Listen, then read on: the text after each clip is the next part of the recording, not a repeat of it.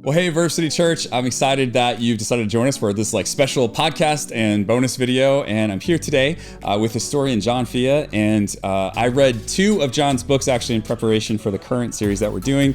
His book, Believe Me, and his book was America Founded as a Christian Nation. I found both of them to be just awesome and super helpful. Helped send me down a lot of great pathways as I was putting this together. And so I reached out to John a few weeks ago to see if he could sit down and just kind of talk. And so we're going to do that for the next few minutes. And I'm excited. John, thank you so much for joining me here. Hey, great to be here. Great to be with you. Looking forward to this. Thanks, man. I would love for you just to share a little bit about kind of your background as a historian so that people know why they should or should not care what you have to say about anything. You can start there.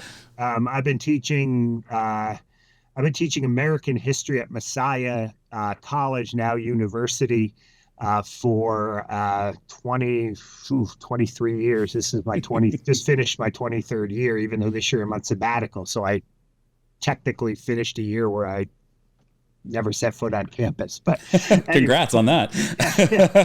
I go back in the fall. But yeah, so I got my PhD in American history back in the late 90s from the State University of New York at Stony Brook. I went into history, actually. I became interested in American history, especially American religious history, actually, in seminary as a student at Trinity Evangelical Divinity School in Illinois. This is back in the early 90s. Yeah. While all my colleagues were taking their electives in the Master of Divinity program in, how to perform a funeral and, pastoral counseling and all those things, I was taking church history courses as my electives. So I kind of realized the ministry was not going to end up, at least a formal ministry was not going to end up, it was not going to be for me. So I went on and got the PhD. And since then, I've really written a lot about, you mentioned a couple of those books. I've written a lot about the relationship between evangelicals and politics. Yeah. I've normally written as a historian, trying to make sense of, the way in which religion did or did not shape the American founding, 1770s, 1780s. And then in 2018, I wrote a book, which was really an unusual book for me because it actually, I wore both my history hat, but also my evangelical Christian hat, thinking about why so many evangelicals supported Donald Trump. Mm-hmm. Both from a historical perspective, but it was the first book I ever wrote where I kind of entered in as a Christian to say, some of this stuff may not necessarily be healthy for the church. Yeah, right. Which is not what I normally do, but and that then set off a kind of, for the past, I don't know, probably 6 years, a kind of mixed identity of someone who speaks to the general public as a Christian about evangelical engagement with politics, not only the history of it, but also some of the dangers of it, and maybe even some of the positives of it, in depending on how you look at it. Yeah, that's super helpful context. Thanks, my man. And so you're right. The tone between the two books is very different. When you're talking about where we found it as a Christian nation, very historian, 30,000 foot objective back. And I did appreciate kind of the two hats you were able to wear in the Believe Me book as you were able to do some more commentary, and also assumed you got plenty of flack for that after writing it. What happened is I decided I was under contract to write a book on the way in which the long history of why evangelicals embraced Trump in 2016. And I wrote it just like the first book, in a kind of detached, here's how it happened, right? And I gave a lecture at a Christian college, and my editor was in the audience. And the first question that someone asked was an undergraduate who said, okay, this is really interesting how evangelicals kind of gravitated to Trump. So now what do we do? Right.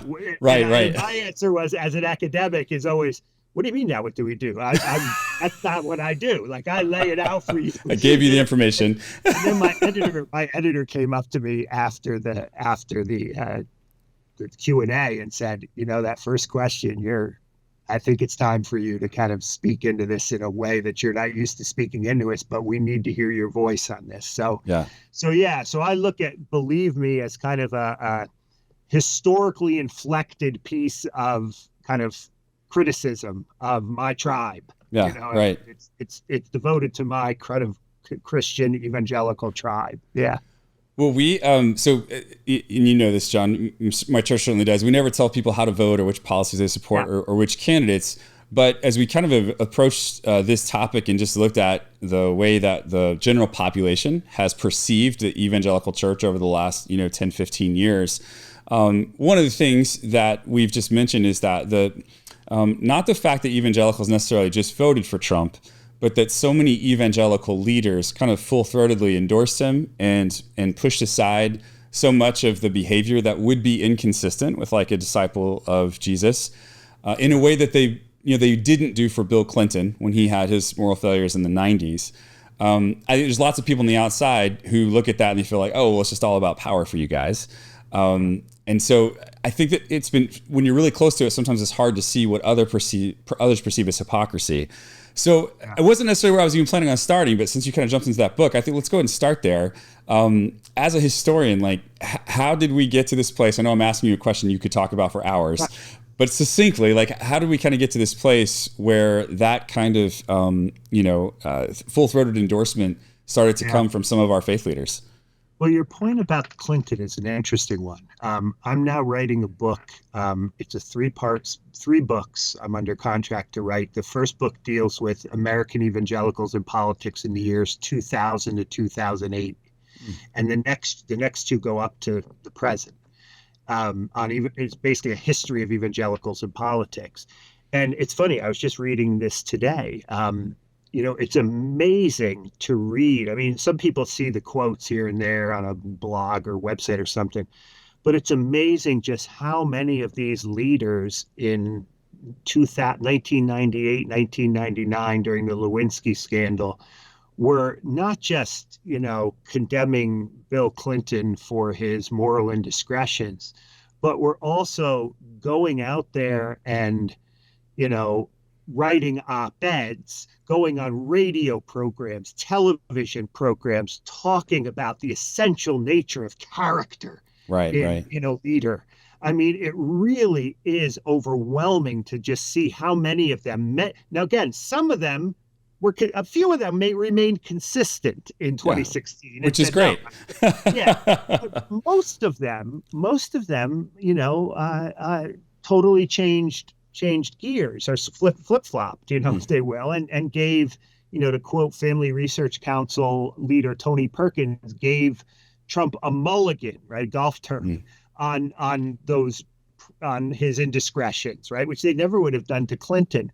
So I think this creates a kind of view of evangelical Christians as, they're, like you said, just interested in power, just interested in getting close to power.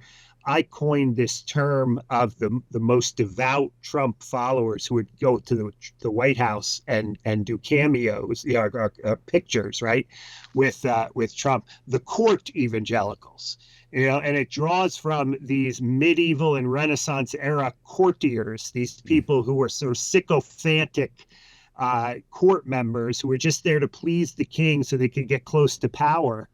And I think, even people who were not kind of already negative about Christianity. Yeah. People who could really care less about evangelicals and were not out to get them prior to Trump, looked at this and I would get phone call after phone call because of my area of this expertise from journalists, especially who just couldn't understand this, right? How do these and sometimes it would be embarrassing to say. I would keep on my history hat and say, well, as a scholar, this is what, because I was embarrassed to say, I'm also one of them, one evangelical Christian too, So I think there's a long history within American evangelicalism and their relationship to politics in terms of the pursuit of power. You see this especially in the 70s. A lot of this has to do with the 1960s and what many on the Christian right see as a backlash to traditional values. Yeah. Right. And they would be right about that. There were a lot of traditional values that were undermined in the 1960s. But the question for me is then, how does the evangelical church then respond to this new landscape? And the way they decided to respond, despite the fact that there were other options out there, other evangelical political options out there, they decided to respond by winning power in Washington and elsewhere, and then trying to privilege their view of America on the rest of the pluralistic country. And embedded in this as well, I write about this and Believe Me, is this idea of fear, right? This idea that we're losing our Christian nation. Yeah. We're scared. And there's some legitimacy to that fear. But I think the reaction to it has been very, very unhealthy in terms of evangelical engagement with politics. I mean, evangelicals do a great job with like theology and missions and even to some degree, helping the poor and those kinds of things. When it comes to politics, there's a deeply kind of almost anti-intellectual way of thinking about how to live in a pluralistic society. Right. I don't think many evangelicals have figured out how to do that yet. And now that the dog has so-called caught the bus, right? Roe v. Wade got overturned. They have many evangelicals, and I'm talking about my own tribe here, so I'm not some outsider trying to, I think I'll use we. I think we have failed to think deeply about how to engage politically. And as a result, we now don't know what to do now that Roe v. Wade is overturned, right? If you're pro-life, it's like, okay, the dog caught the bus. Now we've been chasing the bus for 30 years. Now we caught it. What do we do now? And that's been a deep, deep flaw within, I think, evangelical Christianity. There's a lot you talked about there that I'd love to dive into a little bit. So let's talk first of all about I love the court evangelicals that you coined, and you name drop a few specific pastors who have clearly tried very hard to do everything they can to draw close to the Republican power leader, specifically over the last number of years. One of the evangelicals you mentioned actually in the book is David Kuo, who wrote a book a few years ago called Tempted by Faith. I believe he passed away in like 2013.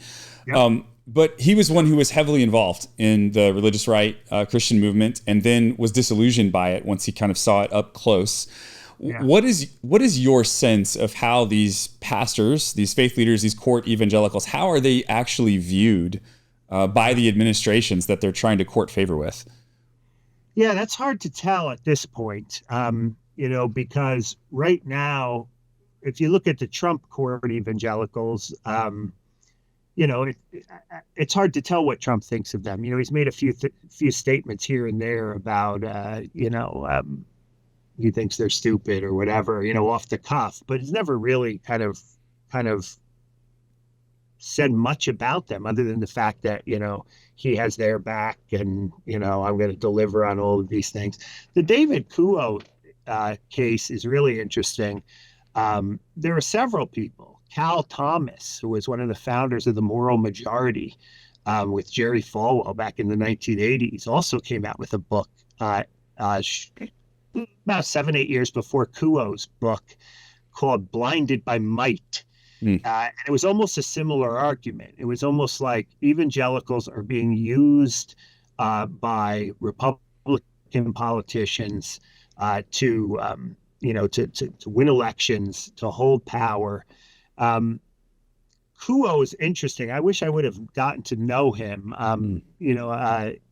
He was part of a group of compassionate conservatives that were known. This was George W. Right. Bush's phrase, which, by the way, George W. Bush was also, I think, as an evangelical Christian, offering one of these alternative paths to thinking about it. Whatever you think about Bush's Iraq policy and, what happened, what he did after 9/11, that can be up for debate in terms of his kind of involvement in getting the U.S. involved in wars and the weapons of mass destruction. His domestic policies were very much about using the federal government and civil society organizations like churches and so forth, but not rejecting the federal government as a way of sort of bringing a kind of, he called them, what was the word he used? Armies of compassion, which seems to me to be a little bit of a contradictory term, but armies of compassion, right? To help the poor, to help oppressed people, to deal with racial problems. He had a very kind of dare we say, liberal or more moderate immigration policy, right? Rather than build a wall. I think he was a counter to much of the Christian right vision, and I think the Christian right got on board with him because of his views on abortion and marriage and stem cells. But by the end of his term, they did not think he was a fighter enough. He wasn't going to fight for them and do battle royale for them to try to fight for their positions. I think Trump was someone who was willing to fight, whether he believed in these Christians or not. He was willing to fight for them, and that's what the Christian right has been looking for: someone who's going to, do battle. So I think what happened in 2016 is up until 2016, the Christian right, if we want to say it's birthed in the late 70s, right?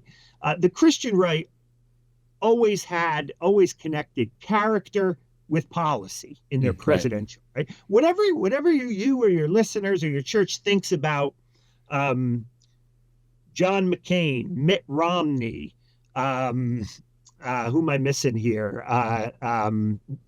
McCain, Romney, Bush himself. Bush, right, sure, yeah. Bush himself, yeah. Whatever your listeners think about those people, most evangelical Christians believe that those were all men of character. Mm-hmm. Those people who ran on the Republican ticket prior to Trump and since the start of the moral majority. I think what happened in 2016 was evangelical Christians were now faced with a person who they knew was not a man of character, although there were some who tried to redeem Trump, baby Christian and all that kind of stuff. But they knew he wasn't a man of character, but he had the policies they wanted.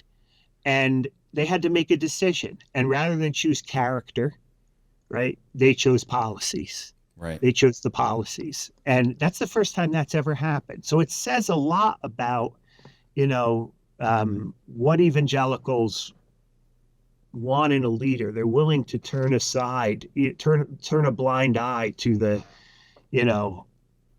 porn stars and the adultery and the. Do you feel like that was a shift that happens over time because they felt like they were getting promised things from the high character, we agree with the platform people that weren't coming to fruition, so they turned to someone they thought would just force the agenda down the rest of America's throat? I think that's partially right. I think Bush, George W. didn't deliver. I think you could make an argument by the end of the Reagan era. Jerry Falwell was saying like Reagan didn't deliver for us in the way we had hoped. Right. George H.W. Bush was a hopeless case. He was a kind of moderate, wishy-washy kind of, Episcopalian who never really connected with the evangelical community. I say wishy-washy. That's the word they would have used. Sure. George W. Bush, I think, was not a fighter. He was not he was not willing to go to bat for the gay marriage amendment, for example, right? McCain, forget about it. He could never, a lot of evangelicals stayed home in 2008.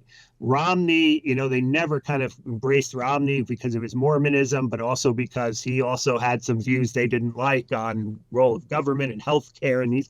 So I think Trump was the ideal person in terms of policy. Right, you're going to get what you want with Trump. So in some ways, I mentioned how Trump and the administration used the evangelicals, but I think it's a mutual relationship. Sure, yeah, they needed him too, right? Right, in that sense, so I think Trump is unique in that way, in the way he said he will. Like putting the embassy in Jerusalem, he delivered. Right? That's true. Putting the embassy in Jerusalem, trying to stop this tax exemption Johnson amendment, which he never quite did. That would take an actual act of Congress, right? The overturning the Johnson amendment. Yeah. So a president can't just unilaterally do that. Right. So I'm curious, thinking of David Kuo, you also mentioned Billy Graham in the book and his relationship with Richard Nixon and how he ends up being a bit disillusioned by his own probably over-engagement for a while in politics. I actually used a quote from him in a message this morning in an interview that he gave, where this is later on after the Nixon stuff happens, and he's encouraging American evangelicals not to get in bed with the right, and he says we have to stand in the middle to preach to all people, right and left. I haven't been faithful to my own advice in the past. I will be in the future. Man, that is one of the most humble things, because that guy's a rock star in the world at that time, and for him to say, like, look, I didn't do this well. Why do you think with Kuo and Graham and others, many of them are highly respected in evangelical circles, why has no one heeded that warning? Why it seemed like the moral majority and the machinery thereafter just keeps marching on?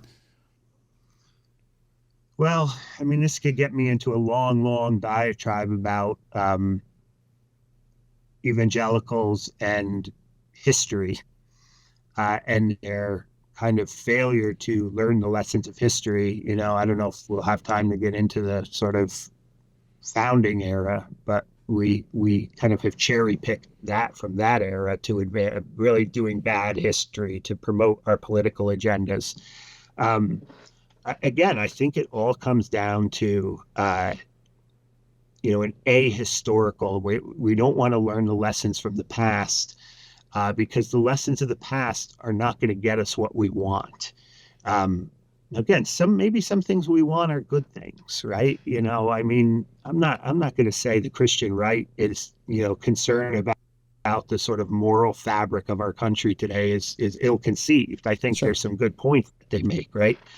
But I think I can't see it any other way as the way warnings from Kuo, warnings from Billy Graham and so forth. I mean, the classic example, by the way, of Billy Graham is his own son, right? Who is Franklin. Yes, right. Diehard support, didn't even learn the lesson from his father, let alone from history. When your only sense of political engagement is to think about how to win victories on one or two, or maybe it's sometimes three political issues, right? Whether it be it's usually abortion, marriage, and then there's usually a third one that floats around: religious liberty or or stem cells, or the third one tends to vary by decade. When that is your primary goal, right, to win those battles, to catch the bus, so to speak, right? You are not going to draw upon other sources other sources that are available to you to think about a more complex and maybe even biblically sounder, if you will, view of politics. You're not going to draw from the past. Only if the past serves your ends in the present. Right. You're not going to want to draw from the lessons of someone like Billy Graham, right? You're going to look past those because those lessons don't serve your present agenda, right? And I think when you do that, the gospel gets hurt. I think that's what Billy Graham's message was, right? It was, yeah, for sure. It's the gospel that I jeopardized by getting too close to politics, right? But it also puts you in a situation where if you're constantly pursuing this kind of power so that you can advance your position, it puts you in a place where you lose a certain kind of prophetic voice that I think the church has. I just got done reading N.T. Wright and Michael Bird. I don't know if those names are, their book on politics, which just came out. We just recommended it to our congregation. So they make a very convincing argument. And Wright has been making this argument for many, many years, that the church must always, to some extent, be in a position as to be able to speak truth to the authorities, right? My kingdom is not of this world, as Jesus said to Pilate, right? I mean, and when you are in power, right? When you're the court evangelical, court evangelicals are notorious for not speaking truth to power, right? Where are the Nathans of the world, right? Who say in the Old Testament, who say to King David, you are the man. Right. So I think the church loses that important role to play in a kind of, prophetic voice that speaks to, the positions of power. I'd love to talk a little bit. You mentioned the founding and kind of the challenges of the way the church has been taught about that to some degree. Yeah. So Yeah. I'd love to talk about that in the context of something. It's not a phrase I've used on a Sunday morning yet in this particular series, but it's a phrase that's everywhere right now. The phrase is Christian nationalism, right? As a label. In some cases, it's overused. Some people are using it to call people who are Christians and also, have any amount of patriotism, Christian nationalists. But that's not the actual definition. Can you tell us a little bit what Christian nationalism is? Well, let me tell you what I think it's not. And okay, and this is, that'd be great. and then I'll tell you. I'll give you a sense of what I think it is. There is a kind of narrative out there. You just referenced it on the left, and even the evangelical left, which I sometimes find myself sympathetic to, sometimes not. That anyone who wants to exercise their Christian values or moral values in public life must be a Christian nationalist. Right. So you have a lot of these. I think they're popping up over and over and over again. I just got 3 new, in my position, I get to read sort of galleys of books, the pre copies before they come out. And, I literally, if I could turn my screen around, I could show you I literally have 3 brand new books coming out from Christian publishers on Christian nationalism. Oh, it's like a cottage industry right now. Yeah, there's so much. Industry, yeah. And they're, it's reading these books, it's really hard to tell what a Christian nationalist really is, because what it really comes down to is anyone who wants to, if you're pro-life and want to do something about abortion in society, you must be a Christian nationalist. Right. I'm not of that school. So I get a lot of pushback from people to my left, at least on this issue, on these things. But I think there is something called Christian nationalism that is out there. I don't want to underplay that either. I think a Christian nationalist, as I see it, is somebody who believes that America was founded as a uniquely Christian nation. Right. And thus, as a result of that, we in our society today must, just in some ways, privilege Christianity over all other religions when it comes to making laws and so forth. Again, you have extreme examples of that, like people like Doug Wilson in Moscow, Idaho, or there's this book by this guy, Stephen Wolfe, on Christian nationalism, defending it as a term. But then you also have kind of a soft Christian nationalism. People, I think, like Al Mohler, or maybe I shouldn't name names here. You could go to my blog and no, it's okay. I actually think it's helpful because it gives people a little bit of flavor to what we're talking about. So yeah, people believe that America should be laws should have some kind of Christian. Like Al Mohler is not trying to he's not a theocrat. He's not trying to make the Bible the law of the land, but he does believe Christian views should have be privileged over others. Some of these other extreme people, especially these kind of charismatic, prophetic kind, it's a different kind of prophetic there was talking about before. These kind of charismatic prophets from these independent Pentecostal, they're on things like the Victory Channel, Lance Wallnau, or, some of these people. I mean, they are the extremists. They want to take over, these 7 mountain dominionists, they're often called. They want to take over every dimension of America, Christianize every dimension of life. So I think at the root is this idea that we are founded as a Christian nation. Now, again, that's a historical claim, right? To me, the real issue is what you do with that historical claim, right? Even if you do believe that Christianity was, important to the founding, there's a whole other question about then what does that mean for today? Right. It's like, and I hope I don't ruffle the feathers of some of your congregation. You're fine. But I mean, it's like this view of the Constitution as an original. Like, we need to look at the original intent of the Constitution as if what those people were saying in 1780 now should almost directly be applied to life in 2024, right? Right. And I think that's the kind of, use of the past that many of these Christian nationalists use. In other words, let's just say John Adams did believe that Christianity was essential for a republic, which I believe he did. Okay. Right? Does that mean then that, in our diverse pluralistic society today, we should be taking Adams, implying Adams in 2024, So the question, this gets back to before we came on, we were talking about like, how if I ever debated someone like, David Barton, who your listeners might know, right? Probably the most. Yeah, he might be the only historian some of our listeners are familiar with, actually. Yeah. So it's like if I were to debate David Barton, right, on the Christian founding, he would hold up a document and say, "Look, John Adams said this. George Washington in his farewell address, religion are the pillars of a republic." George Washington prayed at Valley Forge, which, by the way, he didn't, but that's a whole other actual right. All of these kinds of things, right? And then I would sit there like on the stage and say, "You're right, yeah." Like, and he would think because he's holding up the document that somehow, like, we have to be a Christian nation today. Yeah. The issue is how you use the past in the present.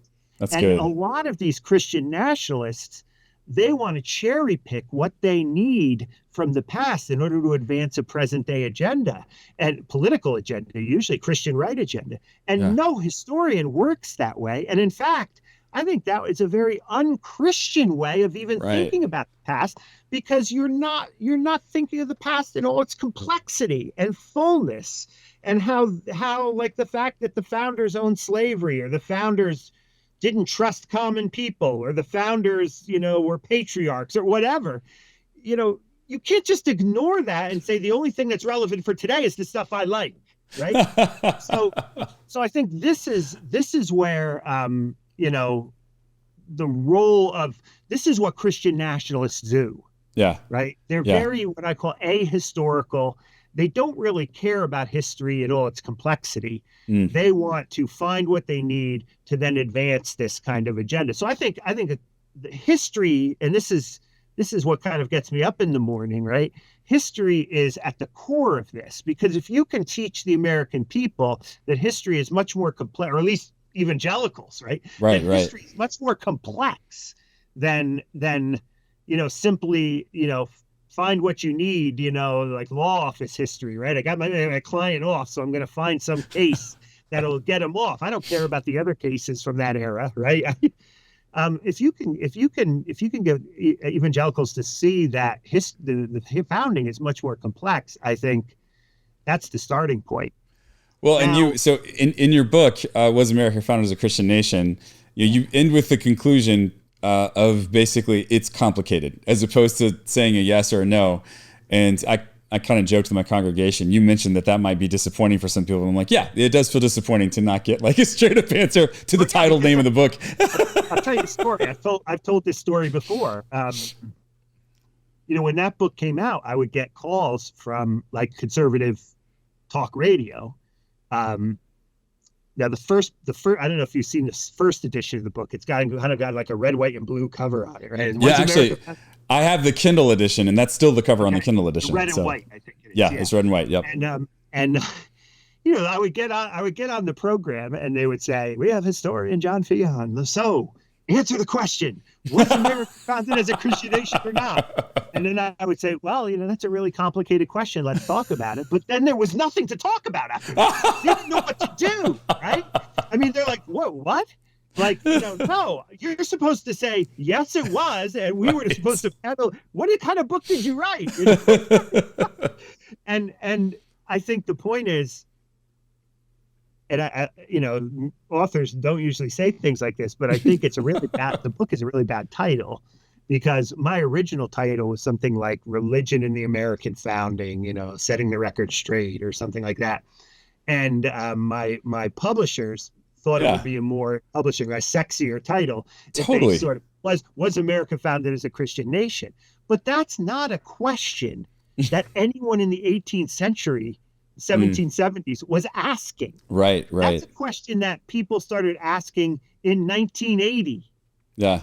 And then they started superimposing that question. The title superimposes that question on the 18th century, and they weren't really asking that. I argue in the first 4 chapters of that book, essentially, that there never was a time until Falwell and the moral majority's reaction to the 1960s that America was not conceived as a Christian nation. America, even Jews thought, yeah, of course we live in a Christian nation. Right. I mean, we're at, we go to Chinese restaurants on Christmas, while, I mean, that's true. New York Jews, Right. Yeah, that's true. It's true in LA too. Yeah. So it's like, of course we live in a Christian nation, right? It wasn't until the culture wars began that the Christian right started and the left started asking that question. So the answer is, it's a pretty complicated answer if you want to be truly honest. And I tried to write that book. I think it's impossible for any historian to be unbiased. I'm not, a red flag goes up when someone says I wrote an objective history of something, right? But I did do it. That doesn't mean historians shouldn't, every time they put pen to paper or in the archive, strive to try to get this story right and as even-handed as possible. And I tried to write that book as if, I tried to keep this took some discipline on my part, but to keep the intellectual discipline, to keep the culture wars, the cable news wars, the debates out of my head, and look at the founding and say, I mean, if you read that book, you'll say, oh, there was a lot of Christianity. Yeah, there was, especially in the States, I mean, my state of Pennsylvania, you had to uphold the divine inspiration of the Old and New Testaments to vote in 1776. And then on the other hand, you have, the disestablishment clauses, the separation of church and state, so it's really a mess. And because it's such a mess, it's really hard to come up with clear public policy in the present, drawing upon the mess of the founding. Right. But that's what Christian nationalists try to do. And it's just really bad history. And really, it's just bad thinking. Can we talk? I'd love to know it, like maybe bullet point. Like what are some of the more, say, common, egregious, either the history is just wrong or it's not helpful. Like maybe, like you said earlier, maybe it's true, but it's not necessarily pertinent. Like what are the kinds of things that you hear regularly from that crowd myths, that you would point to? Yeah, the myths. Yeah. A lot of them are the myths. I already mentioned George Washington, praying at Valley Forge. Right. I don't have time to go into that there, but the guy who recorded the story of George Washington praying at Valley Forge probably wasn't even at Valley Forge. Right. We have records to show he was not even there at the time. So, I mean, I've written about this. Go to my... Didn't you, if I recall, didn't you say like he originally said that he came home and told his wife what had happened, but he wasn't records show he wasn't married at the time. all of this comes from like an early 19th century account by a bookseller named Mason Locke Weems. Yeah. He's the same guy who came up with the cherry tree story. George Washington chopping down a cherry tree, which also never happened, right? But you're breaking some hearts. You're breaking some hearts right now, man. I know. Well, that's one you hear. One of the things you mentioned in the email when you prepped me for some of the topics we talk about is this so-called Black Robe Brigade. Yes. So we've got a bunch of California pastors who I hear say this kind of stuff all the time.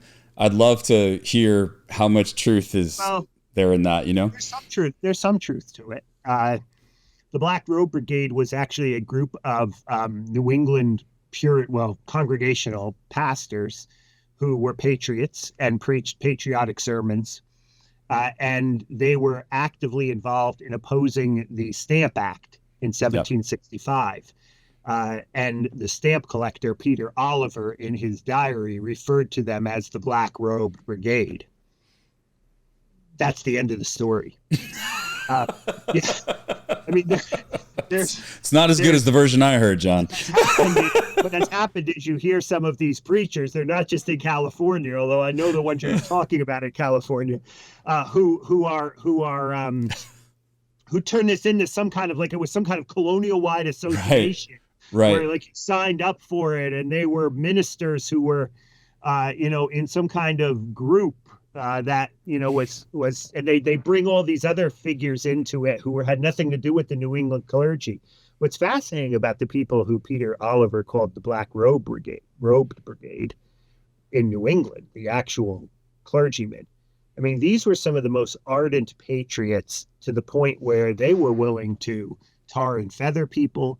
They were willing to destroy property. They were willing to preach sermons about people, go burn this stamp collector's house to the ground, go pour. I hope your congregation knows about, and the listeners of this video know what tar and feathering is. I mean, basically pour hot tar on someone, second, third, maybe even degree burns, and then dump feathers on them and parade them in the street. I mean, these are what these preachers were calling for. So this raises the question of like, okay, yeah, even if there was a Black Robe Brigade in New England, like, were they necessarily acting Christianly? Right. That's a great question. In what they were preaching, right? They sound more like there was this, in the first century, there was this guy named Judas of Galilee, who they think was perhaps one of the forebears of the Zealots, who would like burn down the house of Jews who would pay the Romans their taxes or do their census. And it sounds almost like a against Great Britain version of that here in the U.S. It was destruction of property. I mean, these were the same preachers who 7 years later were telling people to destroy millions of dollars by today's money of tea by dumping them into Boston Harbor because Christ wants us to do this. We can debate those things. I always ask my students, who's being tyrannical here?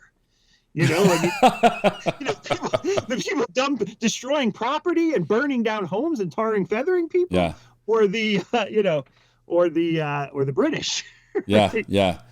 So I think that Black Robe Brigade is a myth, but it's become a very useful kind of political term. So there's two of them. And in your book, you mentioned, you give some examples of the kinds of sermons that end up getting preached by some of the more patriotic, let's say, against Great Britain Revolutionary era pastors.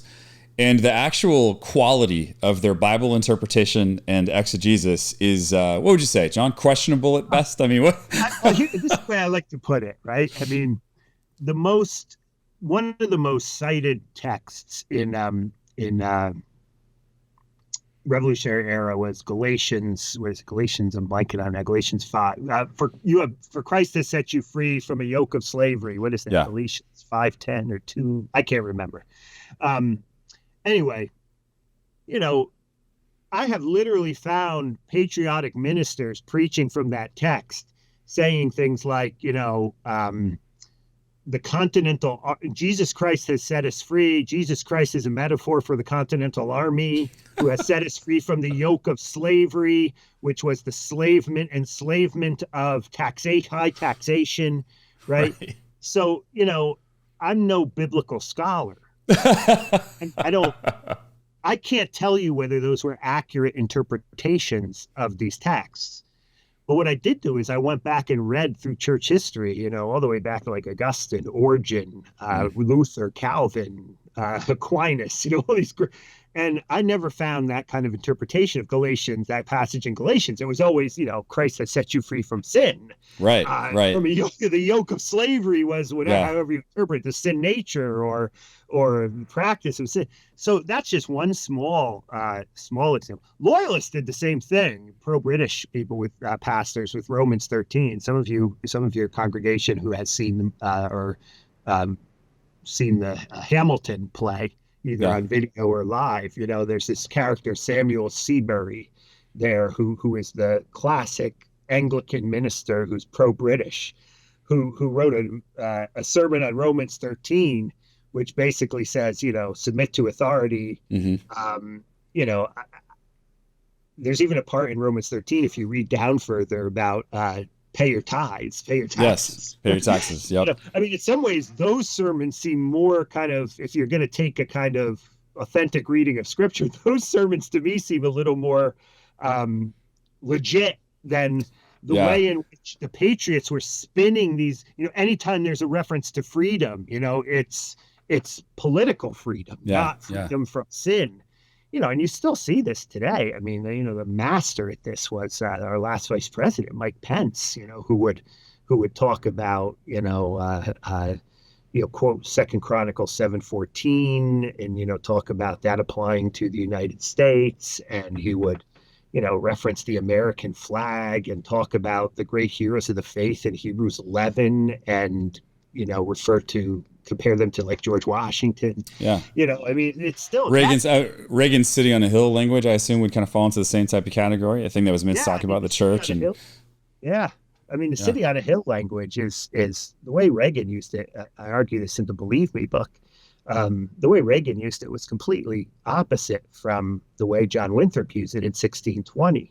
And the way most people up until recent scholarship have understood John Winthrop to use it in the 1620. I mean, John Winthrop was scared to death about that somehow his Puritan society based on the Bible was going to fail, and there would be an embarrassment to the world, not a shining light to spread. They were like, we're a light, we got to get our act together.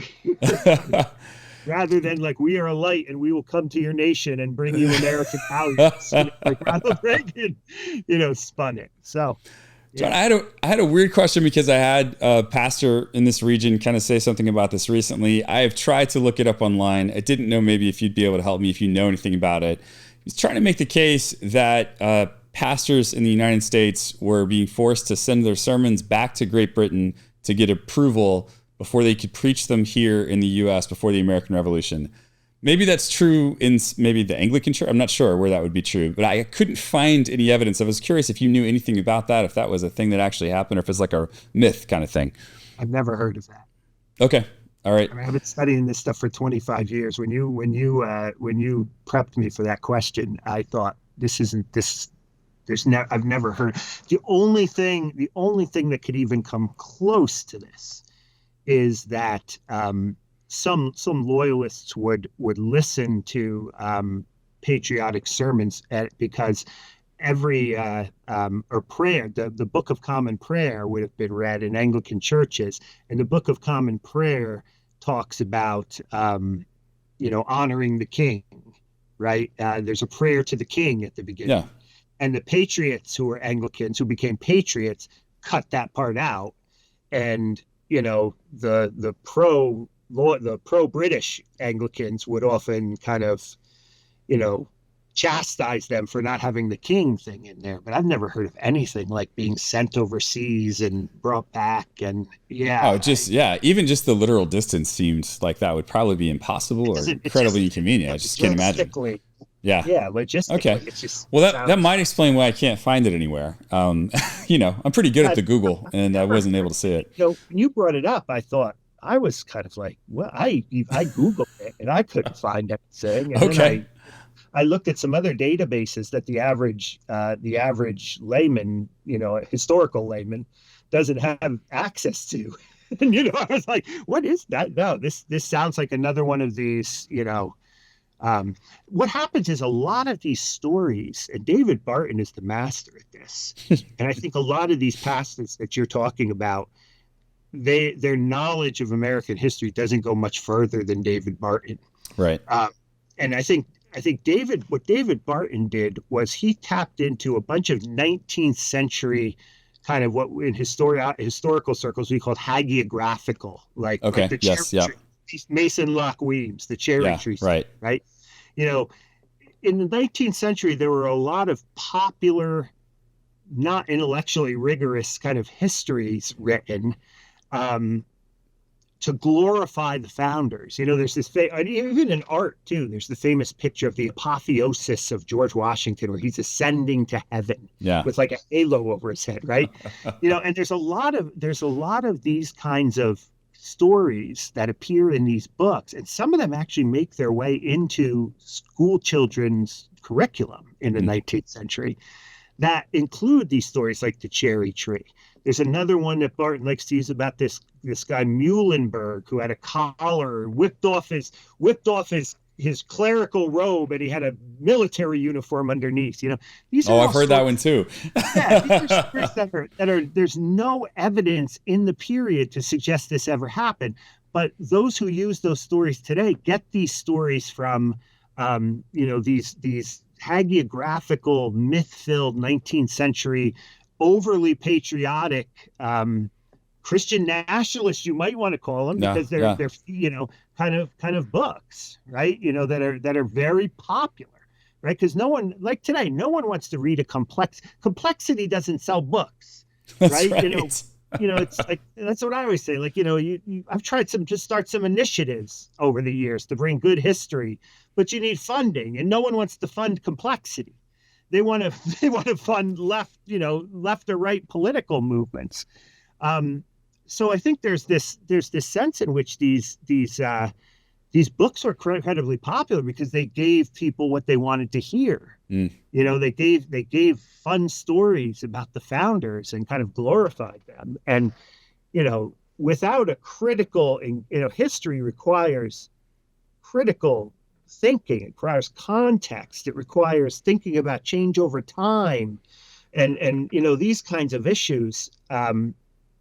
Without that, you're going to accept these accounts on face value and then use them in the present is just, and then with a big platform today, Right, and right. you could spread that all over the place, Yeah, right? yeah. And then people like me who, identifies as an evangelical Christian, but also as someone who tries to do good history, like Right. we can't compete with that. I can't compete with these pastors' Twitter feeds and social media platforms, right? I don't have that.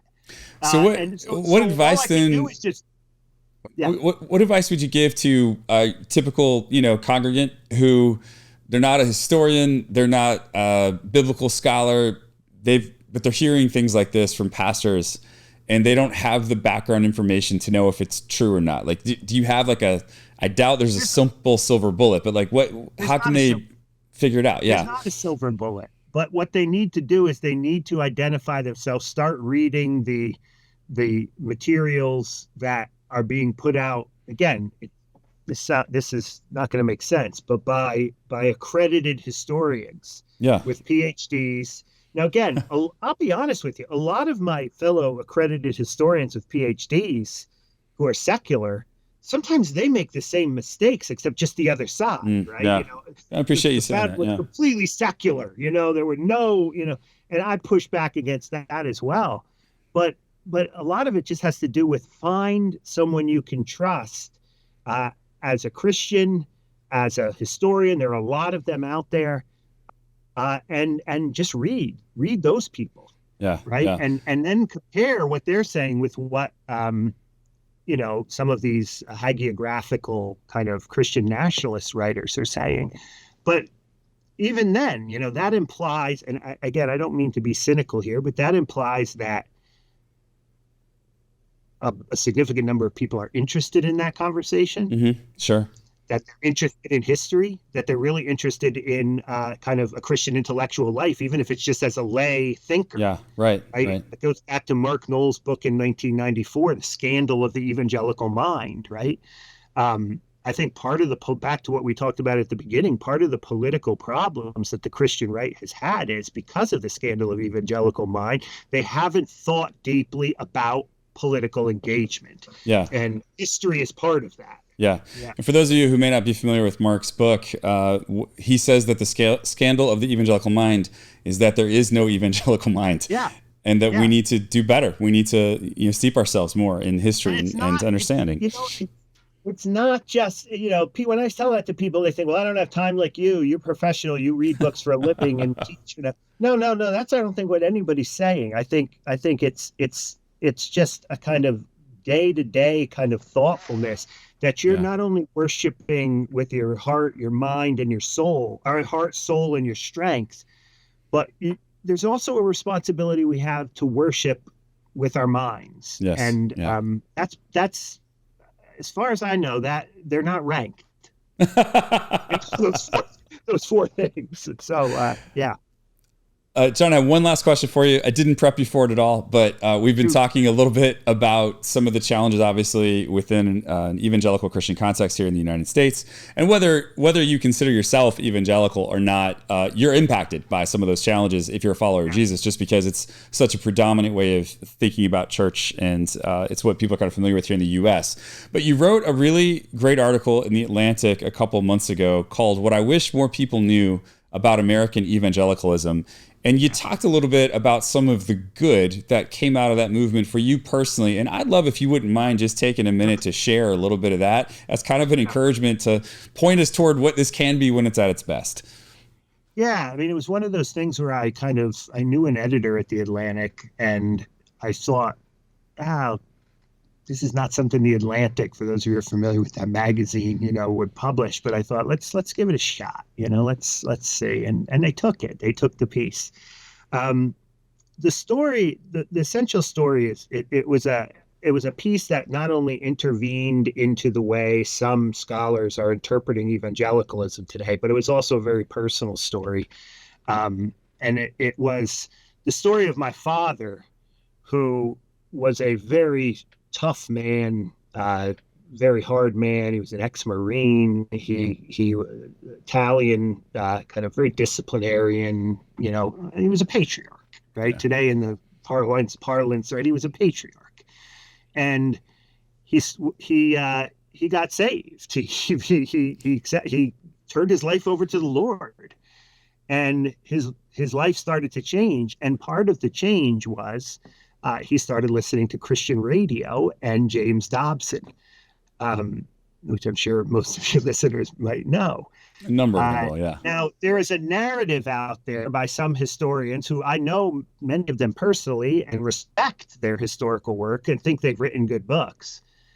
But a narrative has formed around some of this scholarship and other pundits too, not just the historians, that everything about evangelicalism is bad. And this goes full circle now to our conversation. The Trump situation has not helped with that. That's right. And has precipitated some of this, right? And I guess what I was trying to argue is that the narrative of evangelical Christianity, I still call myself an evangelical because I think it comes from the word, the gospel, the good news, right? And I want that word back. Yeah.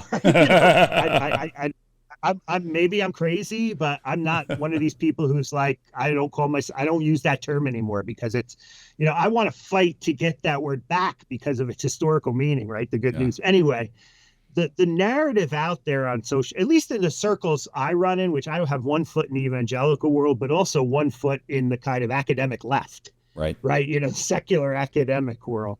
The narrative being portrayed, like my father's story of, listening to James Dobson and not becoming more patriarchal, but becoming less patriarchal. Yeah. Like my father didn't need James Dobson to teach him how to be a patriarch.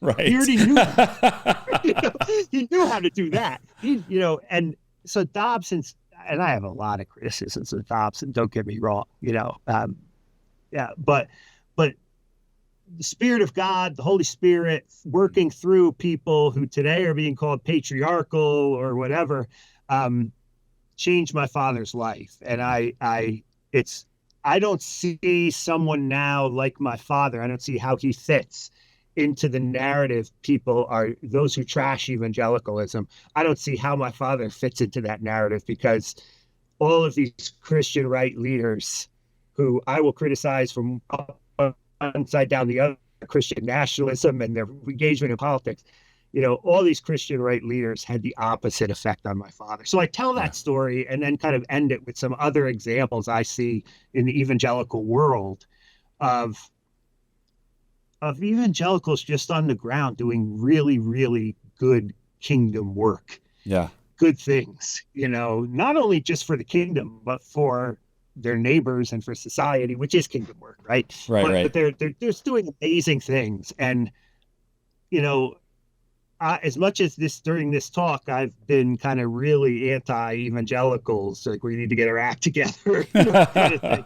I think there is a lot of really good going on too. That a lot of the press, the media, the narratives we spin on social media or in academia or in intellectual circles is missing.